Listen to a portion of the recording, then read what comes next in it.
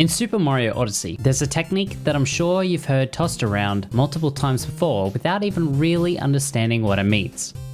Vectoring. In this game, it's a term that we use to describe a certain type of movement. When in the air, as Mario or a capture, if you travel along a diagonal path, you gain, or at least keep, your momentum far more optimally than falling in a straight line, allowing you to cover a much larger distance while at the same speed. This doesn't seem to make much sense until you compare it directly, so today we're going to take a more in-depth look at the frog room in Cap Kingdom, as this is one of the first things people think of when trying to explain this piece of tech. Before we begin, some things should be mentioned about the frog. First of all, the frog jumps at a different height depending on if you short press or hold the jump button, and of course that motion control as the frog results in a large jump, which is useful for this strat. Anyway, let's continue. So if you've ever seen someone towards the top of the leaderboards going through this room in Cap Kingdom, you may have noticed that when they capture this frog, they do this weird thing in midair where they just kind of change directions. Well, if you look closely, they're doing exactly what I explained earlier. They're falling at a diagonal, or if you want to break it down a bit more, they're falling at a 45-degree angle proportionate to what they rose at. So let's take a closer look at the difference in respect to timing. So here I've got 3 different clips of frog movement, one where you just swim, one with just jumping, and another with vectoring. As we get towards the end, what you're going to notice is vectoring is 3 seconds faster than the 2 other clips, jumping is about 1.5 seconds faster, and swimming is just very slow, so don't do that. So now that we know for sure vectoring is faster, let's talk about this frog room specifically.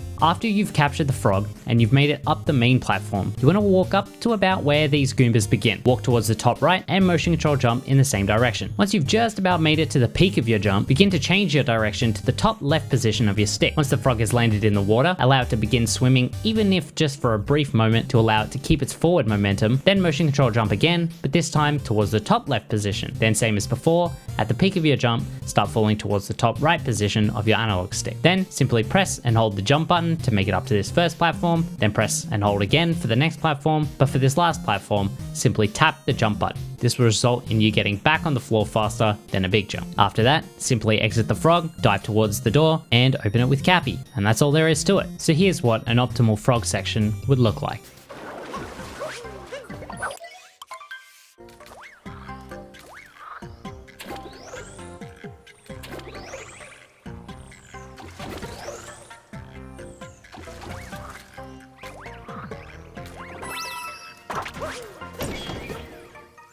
So some takeaways here are, of course, that you only need to shake jump twice to get this movement perfectly, once at the beginning and then once after being in the water. Then after that, it's just as simple as jumping out of the water at the end.